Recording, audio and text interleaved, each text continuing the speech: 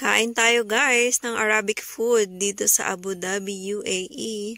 Try naman daw namin kumain ng Arabic food, sabi ng mga kasama namin na mga Arabic guys. Ayan. Na yung dalawa ay nagkukulitan pala sa camera ko. At ito nga pala ang mga Arabic food nila guys. Ayan, itsura pa lang, mukhang masarap. Pero masarap naman talaga yan nung tinikman namin. Ayan, halos maubos nga namin yan. Arabic food. Videographer pala ang kuya mo. Oo. Ay, videographer din ang ate mo. Sherry, this is your...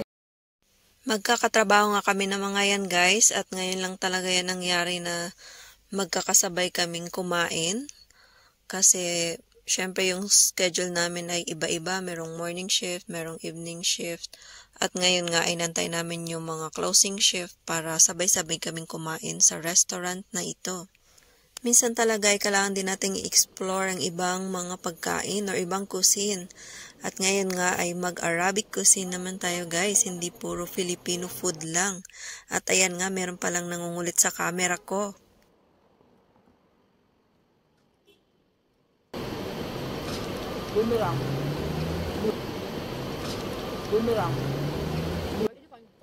At nag-enjoy nga kami sa pagkain guys. Hindi ko nga lang alam kung ano yung mga pangalan ng mga Arabic food na yan. Pero ayan lang, kubus yung kilala ko. At yung fish biryani. Ayan, sobrang sarap yung yellow rice. At meron nga palang parang munggo dyan na hindi ko rin alam ang pangalan. Basta, kain lang. Kain lang ng kain. Basta kung kaya nilang kainin, kaya din natin yung kainin. At ayan nga, masarap din yung rectangle na yan. Parang, ano ngayon, beef yung laman yan. Sana nag-enjoy kayo sa panonood ng video na to guys. At kung alam nyo ang mga Arabic food na ito, or mahilig kayo sa Arabic food, ayan, comment down below lang kung ano nga ba yung pinakamasarap na Arabic food na natikman nyo.